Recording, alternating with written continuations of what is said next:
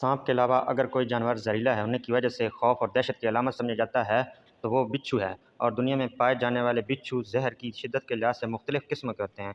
यहाँ हम आपका तारुफ 5 जहरीले तरीन बिच्छुओं से करवा रहे हैं।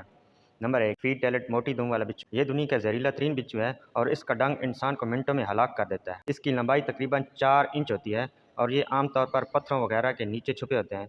ये नमी और साहिली इलाकों को पसंद नहीं करते और बदकिस्मती से इंसानों के करीब ही ठिकाना बनाते हैं।